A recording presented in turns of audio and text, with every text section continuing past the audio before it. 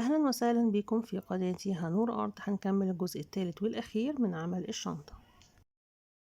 بعد ما انتهيت من عمل الغرز الأساسية في الشنطة بعمل غرز على أطراف البلاستيك في المنحنى بتكون فيه مربعات كبيرة، والمربعات الكبيرة دي بدخل فيها الخيط مرتين علشان أغطي البلاستيك تماما، ولما بوصل لمربع واحد صغير بدخل فيه الخيط مرة واحدة واسحب الخيط من الناحية التانية علشان أغطي البلاستيك تماما.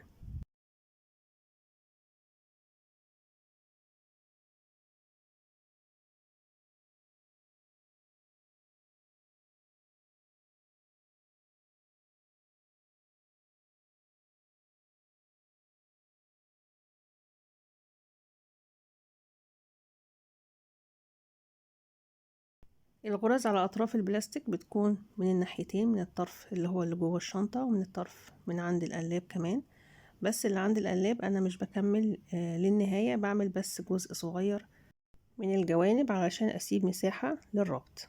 الجزء الأخير المهم هنا هو تثبيت أطراف الخيط. ازاي بثبت طرف الخيط؟ بحرق طرف الخيط بالنار وبلزقه مع الخيوط التانية.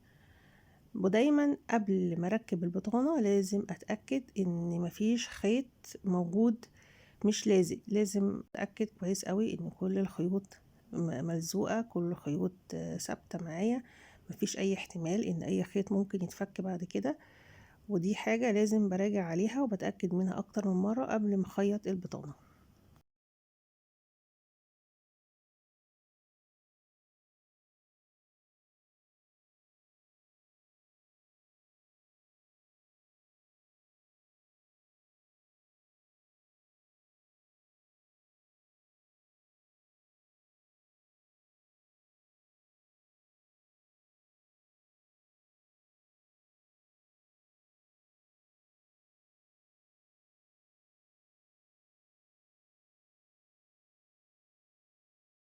بعد ما انتهيت من الغرز وانتهيت من تقفيل وتثبيت أطراف الخيوط، ببدأ دلوقتي أجهز قماش البطانة وأحط عليه شبك البلاستيك ويقص القماش ويبعد 2 سنتي أو 3 سنتي عن البلاستيك.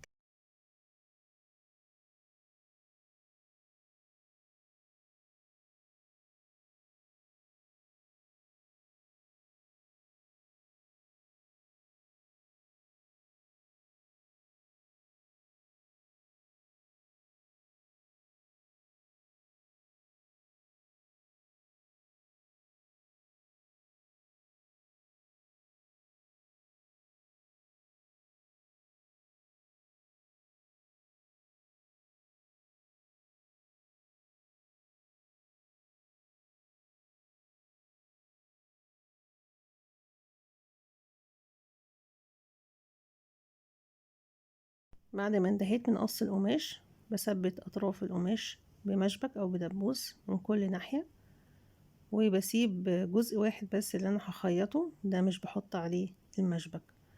بعد ما بثبت المشابك بقلب الشنطة واجيب ابرة وخيط ملابس وابدأ ان انا اتني طرف القماش واخيط البطانة مع البلاستيك.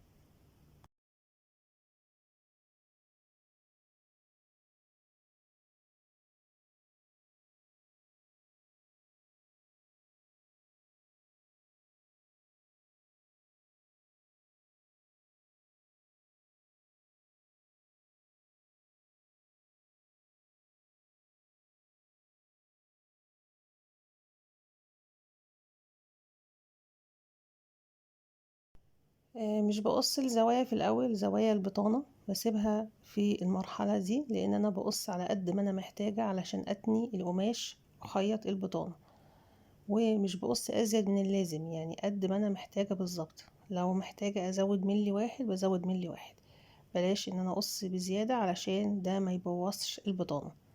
فبرجع تاني هنا بتني القماش بشكل احسن وارجع اكمل الخياطة.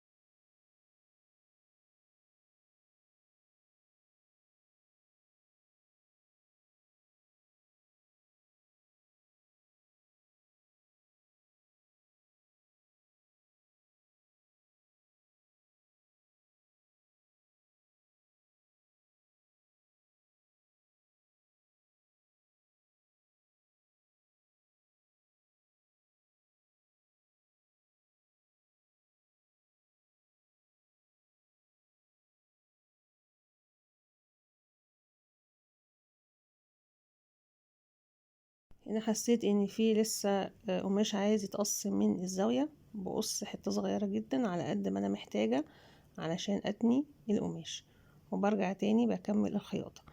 وده اصعب جزء في خياطة البطانة، جزء الزوايا. الباقي كله سهل جدا، يعني الجزء اللي عند القلاب والجزء اللي من جوه بيكون سهل. هو الجزء اللي عند زوايا الشنطة ده بيكون محتاج تركيز، وان انا اقص الزوايا على قد ما انا محتاجة بالظبط علشان اتني القماش.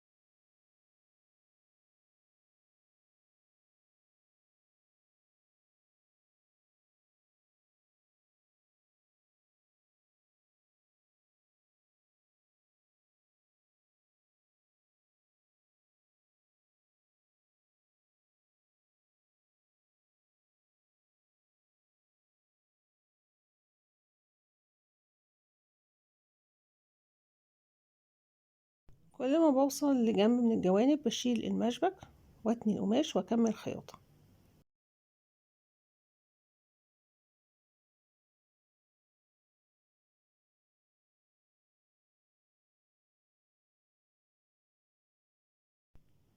بكمل الخياطة في باقي اجزاء الشنطة كلها بنفس الطريقة لغاية لما تكتمل عندي البطانة بالشكل اللي احنا شايفينه دلوقتي. اتخيطت البطانة من كل ناحية، وده هيكون شكلها. بعد ما بخيط البطانة كويس بقوم بالخطوة اللي بعد كده، وهي خطوة ربط الجوانب. بدخل طرف الخيط في اول مربع موجود في الزاوية، واسحب الخيط واسيب جزء صغير من جوه. بعد كده بدخل طرف الخيط في المربع المقابل ليه واشد الخيط. هاجي بعد كده اجي اربط المربع اللي بعديه، بدخل طرف الخيط في المربع اللي بعديه. باجي عند المربعات الكبيرة الموجودة في المنحنى بتعامل مع المربع الواحد ان هو مربعين اتنين، يعني بدخل فيه الخيط مرتين علشان اغطي البلاستيك تماما. بسحب هنا الخيط مرة تانية في المربع الصغير، باجي عند المنحنى بدخل الخيط مرة تانية، شايفين بالشكل ده. وطرف الخيط انا ماسكاه بايدي من جوه علشان هيدخل ما بين غرز الربط لغاية لما يختفي تماما. بكمل هنا الربط بنفس الطريقة، بدخل الخيط مرة واحدة في مربع صغير، باجي عند المربع الكبير الموجود في المنحنى بدخل فيه الخيط بالشكل ده،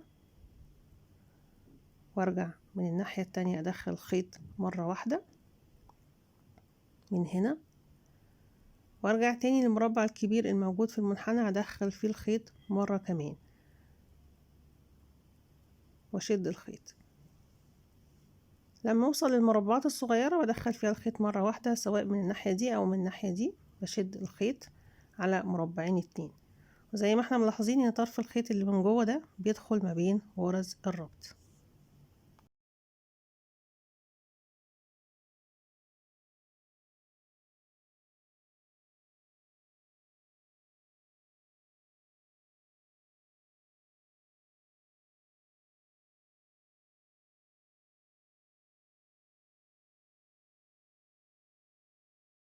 لو الخيط ريح مش مشدود كويس بجيب ابرة التنظيف، ويفضل طبعا ان هي تكون معدن ما تكونش بلاستيك، وابدأ ان انا اشد الخيط كويس لغاية لما يتشد بطريقة كويسة، بعدين برجع اكمل الغرز.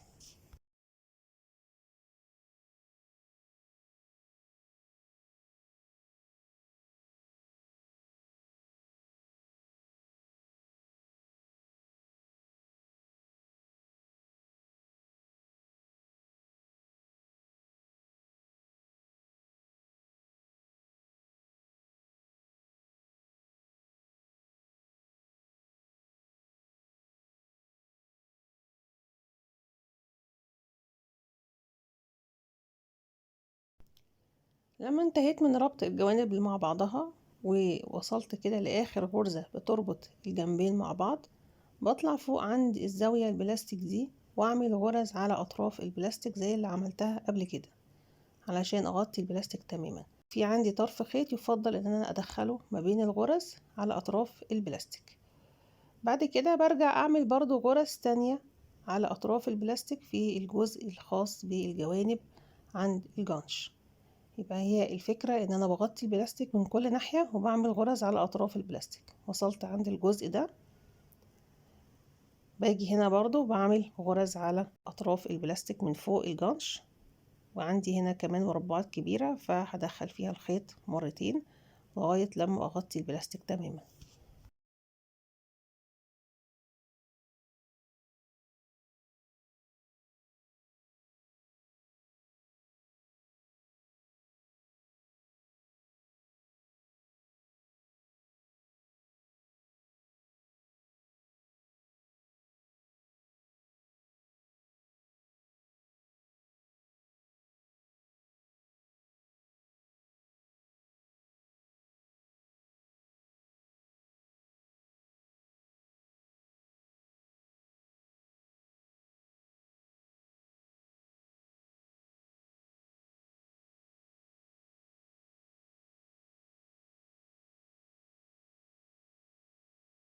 هوقف عند هنا علشان اعرف اربط الجوانب مع بعضها. هقص طرف الخيط واحرقه بالنار وارجع اكمل تاني ربط الغرز، بس هدخل طرف الخيط ده هنا من جوه.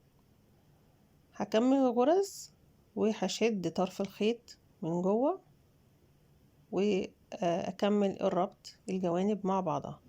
مهم قوي ان طرف الخيط ده ما يبانش ويتشد كده ما بين الغرز. هو هنا طلع بره فهزقه من جوه باستعمال ابرة التنظيف.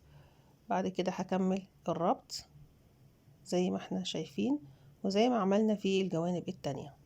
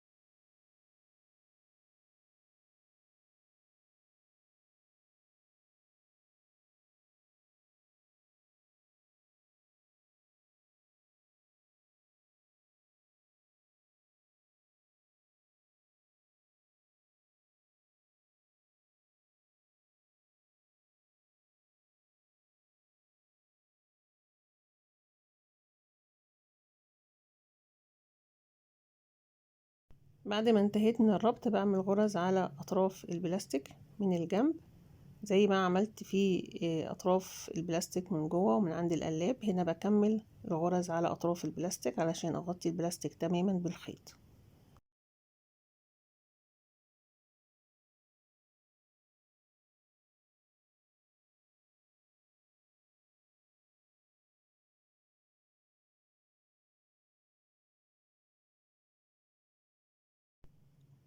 بكمل للاخر. وصلت هنا لاخر غرزة وقص طرف الخيط وبلزقه مع الخيوط التانية بالنار، وبعد ما بلزقه برجع اكمل خياطة البطانة.